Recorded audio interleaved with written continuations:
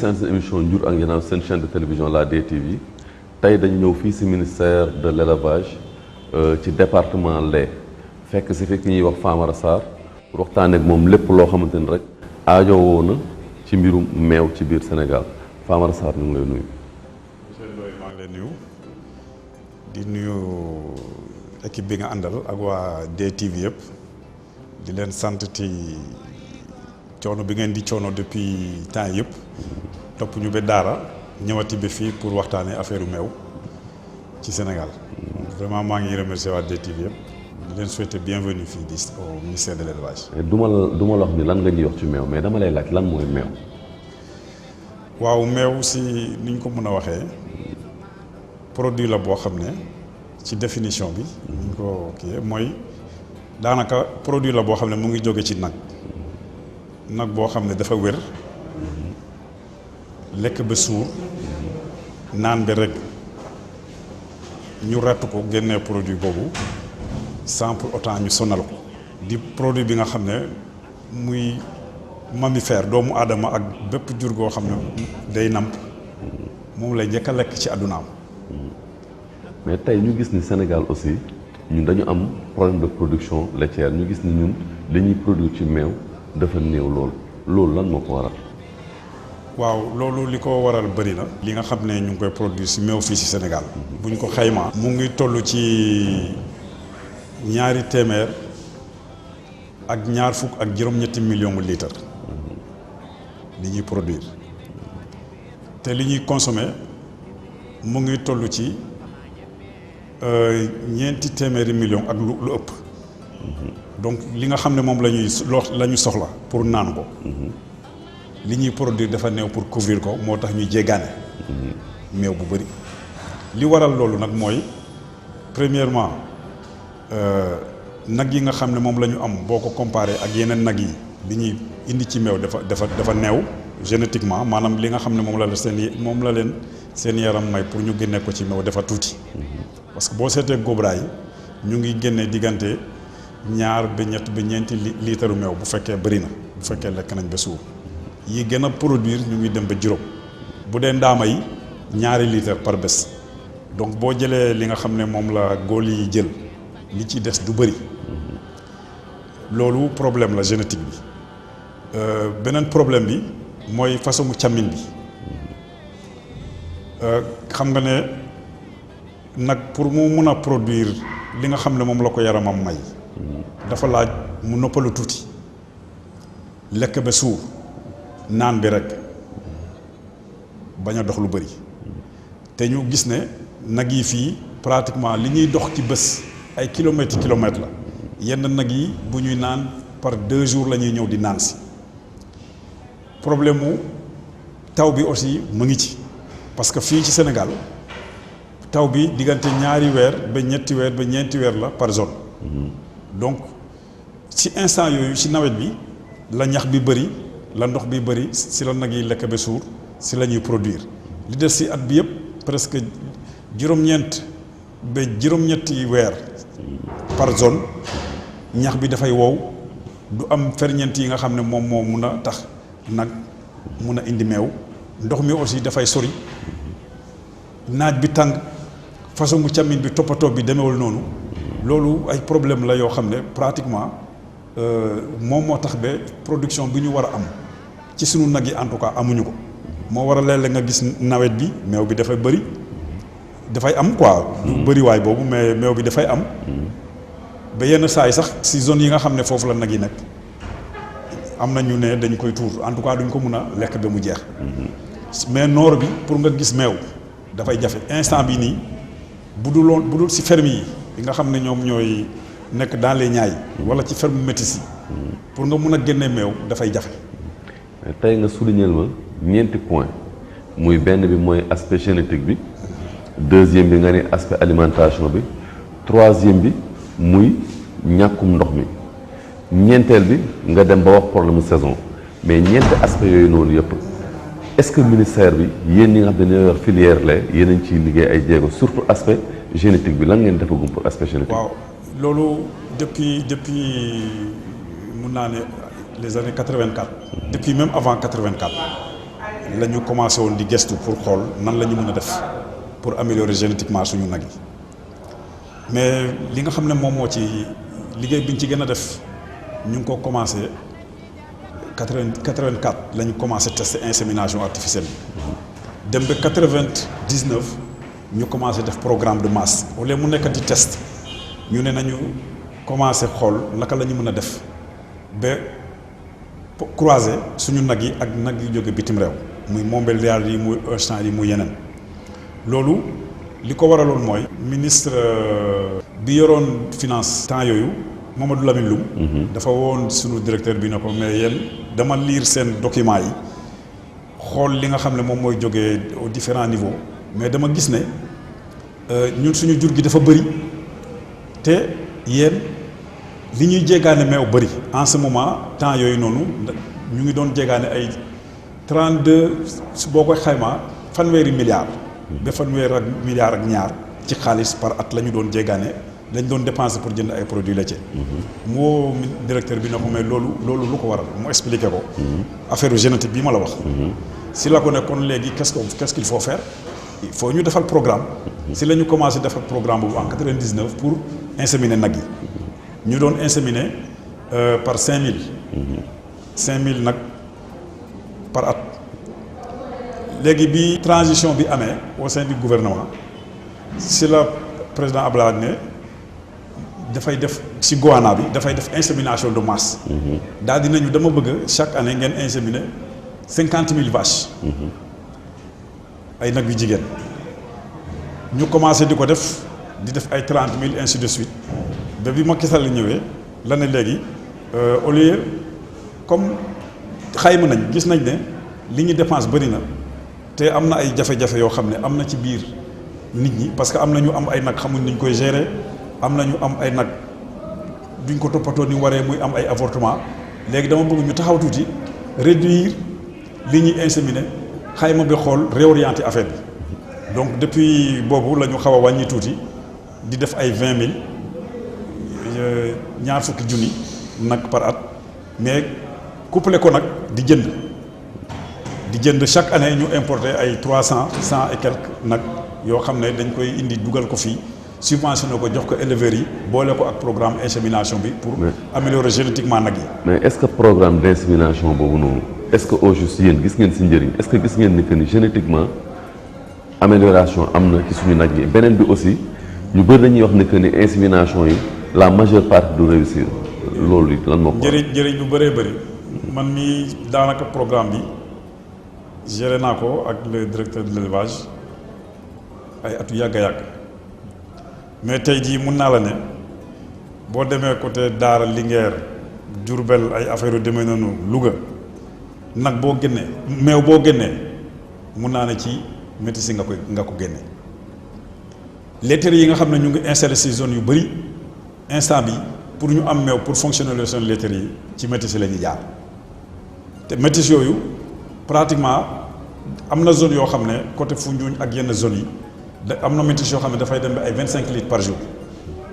si foo xam ne sunu nag yi dafay am ay 2 3 4 litres mais ñun ci li ñu jàpp ci xayma bi ñu def moyenne yi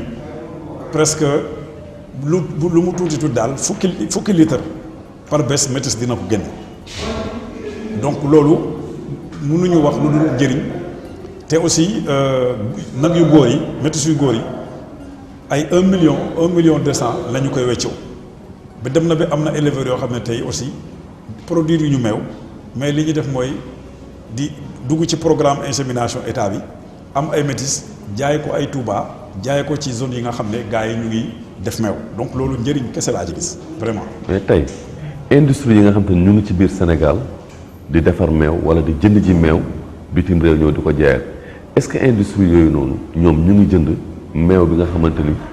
éleveurs yu Sénégal yi moom la ñuy produire. waaw loolu commencé nañ ko d'abord am na ñoo xam ne dañu ñëw parier ne du ma def meew en poudre ci bi ñuy installé au départ. mooy laiterie du berger bi nekk fale Richard Toll. ñoom pari boobu lañ def collecté meew local ñu ñëw installé seen usine à Richard Toll seen centre de collecte dem ci zone yi nekk foofu yëpp créer seen circuit waxtaan ak population bi ne leen expliquer leen njëriñ bi loolu am tey loolu dem na ba am na population yu bëri yoo xam ne bougeetuñ dematuñ fenn. ñooñu à cause de la laiterie du berger ñu ngi toog si benn place di jëriñu ci production boobu donc loolu déjà benn depuis quelque temps aussi ñu ngi liggéey dans le cadre du partenariat public privé ak privé am na ñu ñuy liggéeyal comme Kirène ñoom depuis longtemps depuis pratiquement léegi mu yàgg ay 10 ans dañuy collecter meew nag yi nga xam ne moom moo nekk fii di ko boole ci seen production parce que ñoom au départ li ñu doon liggéey mooy meew jël meew en poudre mooy marque diluer ko def ci ndox pasteuriser ko mu nekk meew liquide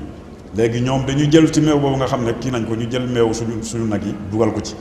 donc ñoom si ferme yi la ñu doon liggéey d'abord mais depuis daaw commencé nañu programme installation ay centre de collecte donc premier centre de collecte bi ñu ngi ko def Fatick am na yeneen centre yoo xam ne aussi ñu ngi koy étudier pour xool ndax duñ ko placer ay daara ak si yeneen zone pour jël suñu meew bi kii ko fii. mais loolu du lu bees mosoon na fi am ay jamono vers les années 80 mais comme ay Nestlé yooyu noonu amoon na fi mais tey dañu dem ba benn instant ñu daw parce que aussi tey sàmm yi dañuy am meew jaayee 125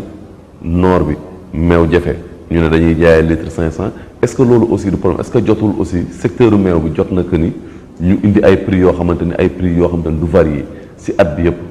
waaw loolu pour mu am dafay jafe parce que xam nga nawet bi pratiquement ñoom du ñu def benn dépense dafay taw ñax bi bëri ndox mi bëri nag yi dañuy dem à côté lekk ñëw ngarat alors que noor bi nag yi soit dañuy dox ay kilomètres wala da ngay dem boobu ñax jox leen rakkal dépense yi dafay bëri ba nga xam ne il faut que meew bi du mun a am benn prix noor ak nawet par contre prix bi vraiment mun nañ ci def pexe ba mu wàcc te loolu ñi nga xam ne ñoom ñooy installé mooy Kirène ak yooyu ñoom ñu ngi ciy liggéey parce que bi nga xamante ne ñëw nañ ñoom am na ay appui yu ñuy def mettre en place benn programme de formation boo xam ne bu fekkee programme bi jàppandi na dina tax ba éleveur bu ne dinañ la tàggat si ni ngay xontee sa nag si ni nga koy nandalee naka ngay mélanger aliment bi naka nga koy sàmmee ba nga xam ne boo doon produire par exemple ay ñetti litre meew par nag par bés di nga mun a dem ba ay juróom benn litre donc loolu bu fekkente ne meew bi bu bëree rek da ngay gis prix bi mun na wàññeeku mais bu fekkee ay ñetti litre ngay am boo bëggee joxe aliment du rentable loolu problème la donc am na ay aussi ay liggéey yu ñu def parce que léeg-léeg problème bi fi muy amee mooy producteur bi moom dafa bëgg a jaay meewam da koy jaay koo xam ne kooku muy industriel bi wala laiterie bi dafay xam ne laiterie bi buy jaay meew bi mu ngi koy jaayee 800. moom 800 bi rek lay gis du xam ne pour moom jaay naa ko litre meew 200 moom jaay na ko 800 alors que kooku dafa def ay dépenses yu bëri yoo xam ne meew bi pour mu mun ko jaay il faut mu jaayee ko prix bu demee noonu donc léegi ñun def nañu liggéey boo xam ne dafa lay wone éleveur bi en fonction zone bi nga nekk. yow sa litre meew ñaata la lay dikkee c'est-à-dire ñaata ngay dépense ci nawet ak noor pour produire 1 litre de lait. ki nga xam ne aussi moo yore unité am di transformer wala laiterie am di transformer xam nañu aussi dépense yi ngay def pour que litre meew bi nga jëlee si éleveur yi boo koy génnee ñaata nga si def pour mun koo ja ak ñaata nga ko war a mun a jaayee. donc négociation yooyu cadre bi nga xam ne moom nga wax cadre bu important la. il faut ñu am cadre boo xam ne moom mooy ñuy permettre producteurs yi toog transformateurs yi toog état bi arbitré wala keneen arbitré ñu waxtaan ba xam ku nekk ñaata nga war a mun a jaayee sa litre meew. donc loolu c'est un cadre boo xam ne ñu ngi ci liggéey mooy accompagner acteurs yi pour ñu mettre en place benn interprofession parce que tant que amul interprofession boo xam ne dafay am collecteurs yi producteurs yi collecteurs yi transformateurs yi waxtaan bi du mun a nekk waxtaan boo xam ne dafay doon waxtaan bu sell wala waxtaan boo xam ne dafa équilibré pour que ku nekk mun a xam ñaata nga mun a jaay litre bi industrie mu mun a accessible aux industriels mais aussi ñooñu bu ñu ko jaay consommateur bi mun ko jënd. mais léegi tu as parlé d'accessibilité mais tey aussi meew bi industrie yi dañuy des fois dañuy faral di jooytu que ni meew bi fi mu nekk ci Sénégal dafa xaw a sori par rapport ak ñoom fi nga xamante ni fa lañ installé wu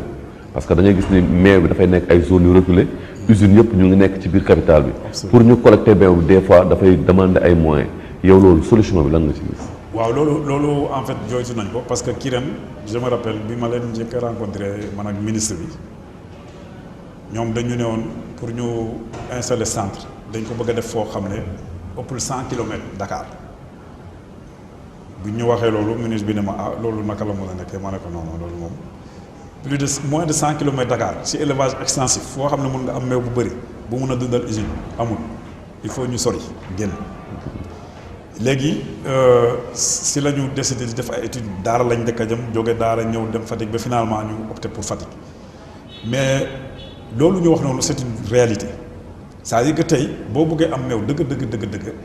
ci usines yi fi ñu placé il faut mu génn te distance bi dafay yokk prix bi moo tax depuis daaw jéeg ministère dafa def benn politique pour fexe ba dimbali éleveurs yi si zones yi nga xam ne c'est des zones enclavées pour ñu am des moyens de conservation du lait comme yooyu Nestlé defoon. xam nga Nestlé dafa defoon ay centre éleveurs yi dañu ñëw jaay centre bi jaayaat usine bi mais énergie bi électricité bi dafa seeroon. donc ñun dañu dem jënd ay tanks yoo xam ne ay tanks solaires la nga xam ne boo ko xasee ba installé énergie solaire lay lakk yow dootoo dépense donc loolu gis nañ ne non seulement dina mun a conserver meew bi le temps que usine bi mun a ñëw jël ko te du yàqu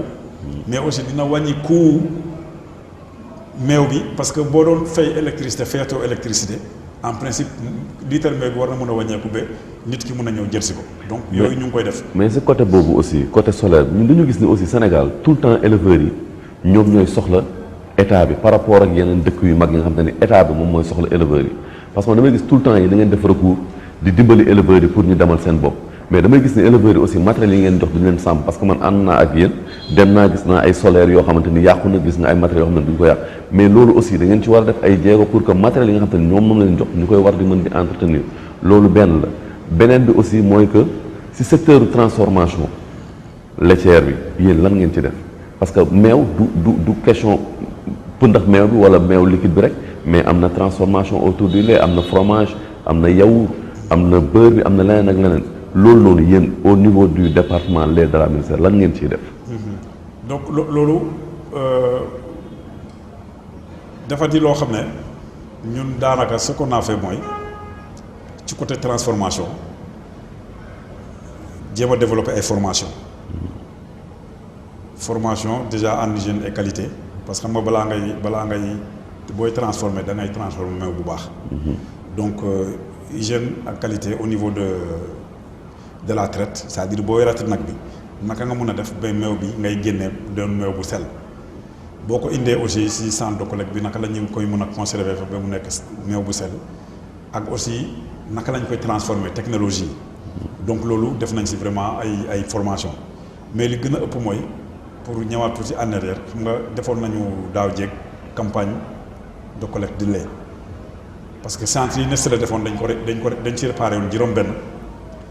ministère moo ko jël en charge réparé ko ñu ciy jël meew bi mais loolu en fait liñ ci seetlu mooy boo collecté meew bi li ñoom technologie li ñuy yor comme li ñu yoroon comme xam-xam. boo ko transformé yaawur la ñu mën a def à la limite wala soow boo ko defaree 7 jours nga ko mën a garder bu fekkee vraiment defaree bi baax na trop. dootoo ko mën a denc.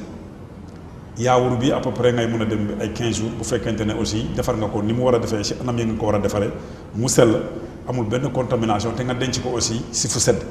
kooku 15 jours loolu moo tax ñu lëkkale woon ak benn ONG boo xam ne ñu ngi koy tuddee service pastoral pour le développement ONG la boo xam ne sœurs yu nekk Mbour ñoom ñoo ko moom ñoom ñoo ci ne lëkkale woon ak benn groupe bu tudd Bon Grain bu nekk France ñu jàppale leen pour ñu defar benn fromage bu ñuy wax Boudy Kossam.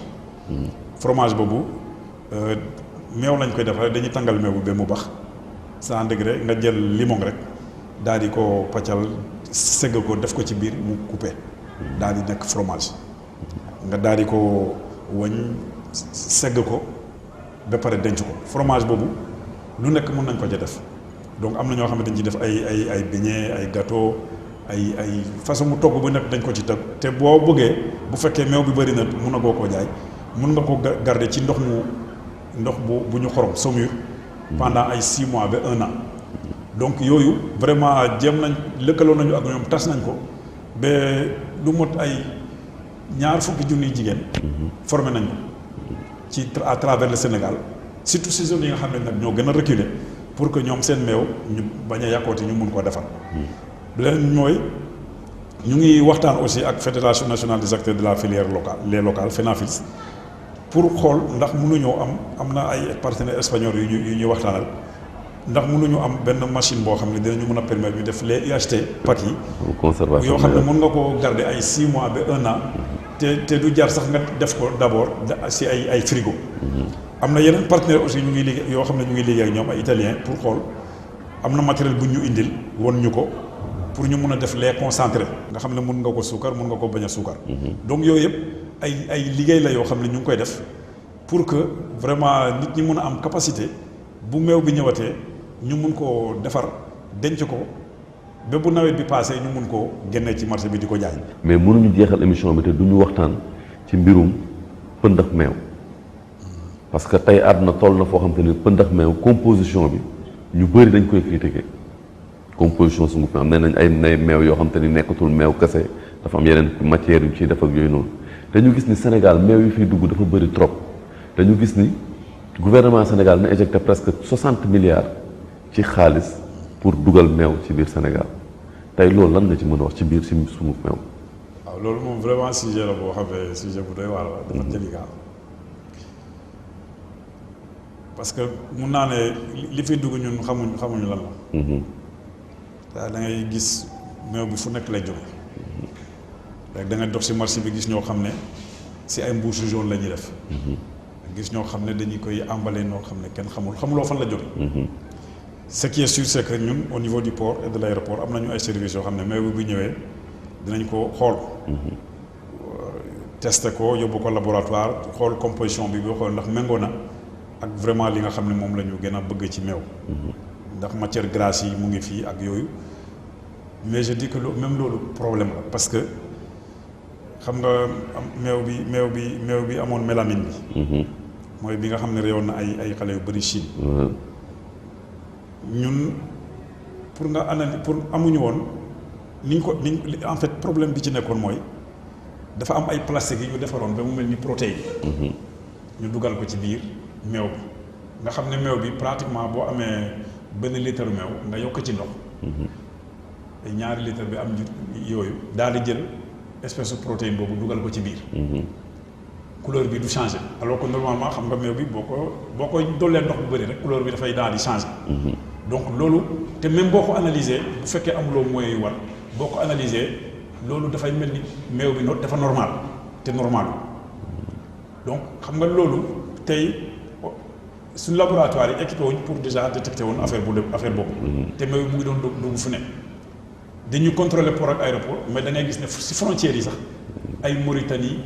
ay Gambie ci géej fu nekk meew bi daf fiy jóg meew boobu vraiment dafay poser problème bu bëri. leneen li mooy am na ñoo xam ne ñu ngi jaay te li ñuy jaay kenn xamu ko c'est-à-dire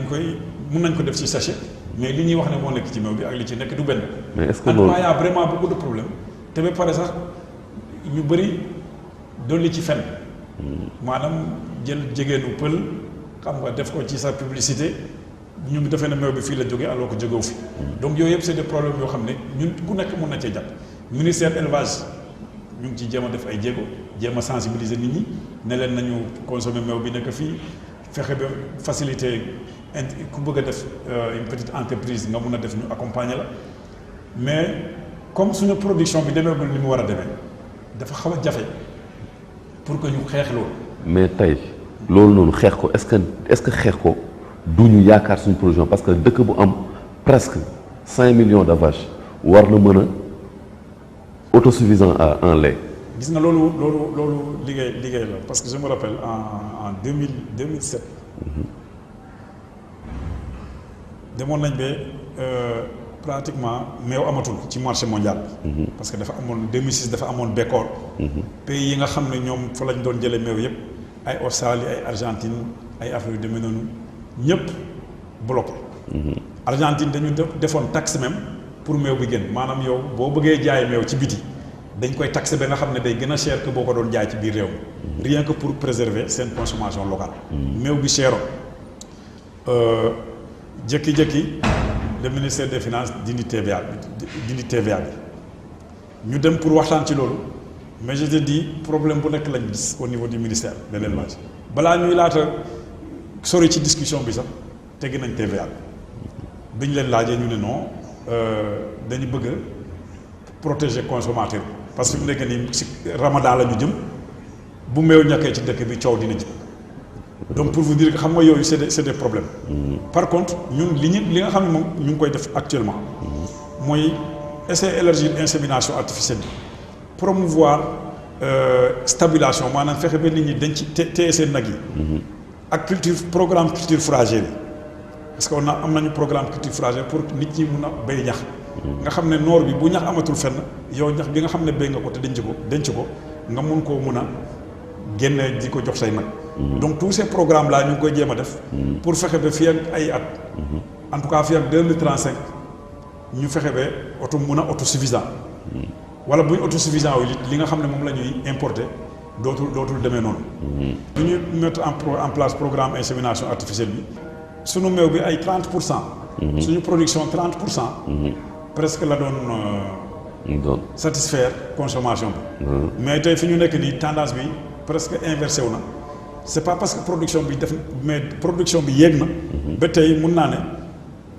bu ñu nekkul 50% it presque xaw nañ koo jege parce que boo seetee ren jii sunu production mu ngi nekk 226 millions de litres te li ñuy jéegaane mu ngi nekk 156 millions de litres donc xam nga boo ko seetee presque mel na ni production bi tendance bi mu ngi inversé wu loolu nag li ñu ko indil mooy marché mondial bi déjà y a des problèmes mais boo seetee aussi consommation bi xaw na wàcc tuuti parce que de 37 et quelques wàcc nañu enfin de 30 litres de 32 litres il y a 2 ans actuellement on est autour de 27-28 litres mais tu vois mais yaakaar ne ci programme bi ñu tegal mooy insémination artificielle introduction de génisses exotiques yi ak accompagnement pour technique d'élevage yeeg gestion de troupeau yeeg culture fourragère yi ak organisation bi nga xam ne ñu ngi koy jàppale éleveurs yi pour ñu mun koo mettre en place yaakaar ne fii ak lu dul yàggati mun na am production bi gën a yokku. mais jërëjëf kontaan nañ temps bi moo ñu xooj dañ lay bàyyi nga tàggatoo. voilà di leen remercier rek di remercier ñi nga xam ne aussi ñu ngi ñuy seetaan di leen nuyu waaw surtout sama mbokk éleveurs yi nga xam ne bu yàggul rek la ñuy jóge daara ci journée mondiale du lait. mu métti woon trop mais ku nekk jéem a def lu ne pour indi ay produits am ñëw assister accompagner ñi nga xam ne ñoo nekkoon waa daara donc interprofession bi yëpp teew fa ministère teew fa yeneen partenaires yi teew fa ñu waxtaanee fa waxtaan yu am solo yoo xam ne yaakaar naa ne bu ñu appliquer recommandation yi li nga wax nii question bi nga posé nii ci affaire production bi mun na am ci bu dul yàggati dinañ ko solutionner parce que tant que waxtaan yi ñu ngi koy yóbbu rek am na lu bari loo xam ne dafay gën a leer ci bopp nit ñi surtout que ñu ngi dugal ci loxo éleveurs yi ay technologies yoo xam ne léeg-léeg dañuy am jafe-jafe pour gérer ko comme wax nga ko léegi jox nit ñi ay équipement après ñuy paanal ko di xaar état bi ñëw je crois que loolu si budul yàggati dinañ ci jóge parce que am na benn programme de formation bu ñu def fii boo xam ne li ñu namm daal mooy lu état bi joxe wala ndimbal bu état bu indi nit ñi xam ne ñoo ko moom approprié ko xam ne temps bi dafa changé nekkatul kenn mënatul xaar ci état bi donc ñu ngi aussi encouragé privé yi ñu gën a investir ci filière bi donc bu fekkee am na ay lëkkaloo yoo xam ne privé yi ak privé yi ñu ngi koy def je crois que dina gën a mën a leeral mbir mi ñu xam ne état bi mënuñu xaar lépp ci moom parce que kenn matalewu voilà seen émission Njur ak Njanaaw nag lii la leen indiloon lu tax nag ñu indi leen lii ci meew dafa nekk loo xamante ni dafa am importance ci dundu doomu aadama journée mondiale du lait nag moo amoon ñu demoon jëlal leen lépp li nga xamante ni am na ci journée mondiale du lait mais nag du ñu ñàkk bañ a wax ne état Sénégal dafa war a gën a jàppale secteur élevage parce que secteur élevage nekk secteur bu important secteur boo xam ne dafa am valeur ajoutée te mu nekk secteur boo xamante ni dara ëpp ko solo ci àdduna lu dul agriculture ñoom ñaar sax mën naa wax ni benn mënul dem yóbbu moromam ba tax na secteur la boo xam ne dañ ko war a gën a dooleel ndaxte ministère mu ngi ciy def liggéey bu mucc ayib mais nag dañuy ànd ak yow ñu dem seetaani ji lépp li nga xam te ni jëleloo nañ leen ko ci journée mondiale du lait bi ñu tegal leen ko ngeen seetaan ko te di leen jox daje beneen yoon ci seen émission Njur ak Janaaw.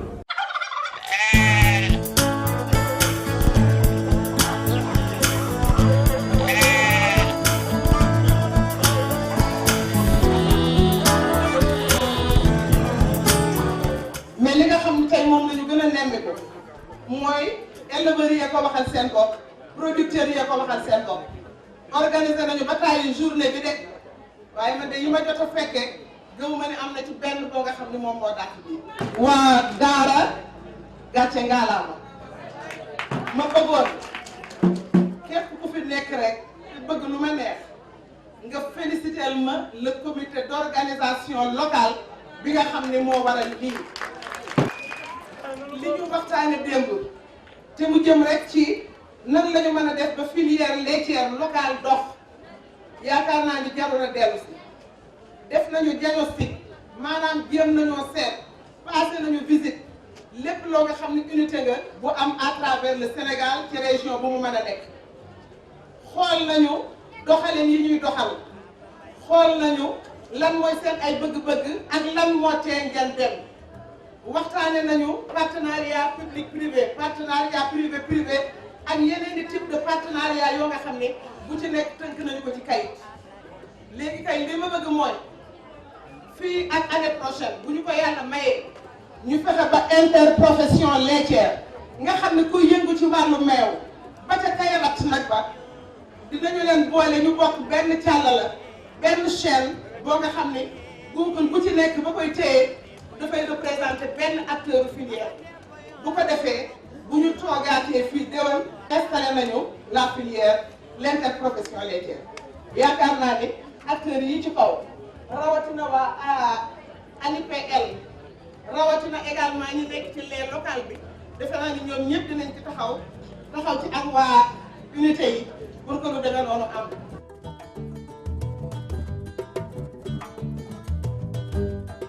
Kidelam ko mettuma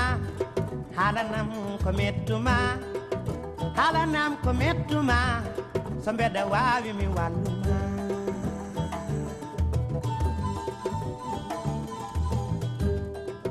satuni mi ñama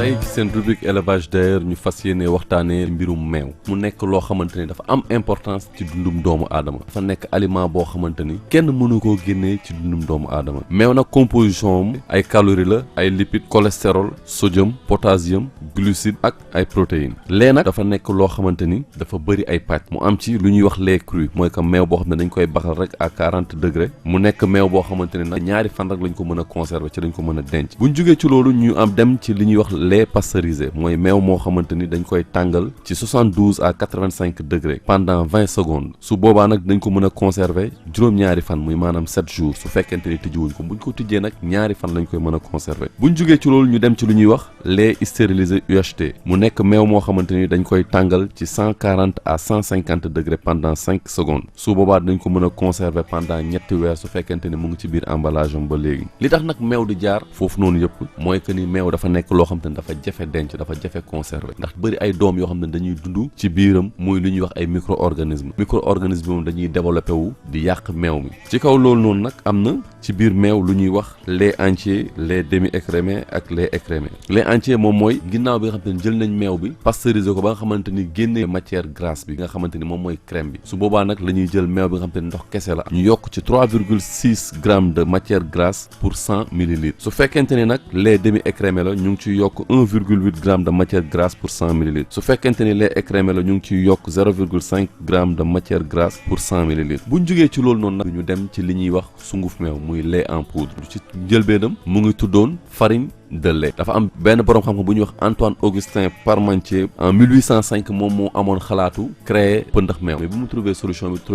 bi taxul woon mu mucc ayib ndaxte meew bi da daan yéex a seey jamono di dox ba 19e siècle mu am benn américain boo xamante ne ñu ngi koy wax Just Hutmaker moom moo trouver benn solution bu ñuy wax séchage cylindrique mooy que meew bi dañ koy pasteuriser concentré ko après ñu defal ko ay tour de séchage par courant d'air moom mooy ngelaw lu sec lu tàng loo xamante ni dafay indi tàngaay bu metti ak ngelaw lu tàng loo xamante ni ñu ngi koy yóbbu ba ci 150 degrés meew liquide bi dafay perte ndox bi nekkoon ci moom yëpp nekk pëndëx ci lañ koy jël mettre ko en sachet pour nit ñi mën di ko utiliser loolu yëpp dañ ko indi pour mën di conserver meew bi parce que def nañ remarque ni meew liquide bi dafay jafe conserver te soo ko jëlee def ko pëndëx meew di nga ko mën a conserver lu tolloog 1 an loolu yëpp nag pour xeex naka la ñuy conserver meew ba du yàqu moom moo tax nit ñi di créer solution yu mel noonu lii nag moom lañ leen indil seen rubrique élevage d'ailleurs te di leen jox daje beneen yoon seen émission njur ak njanaaw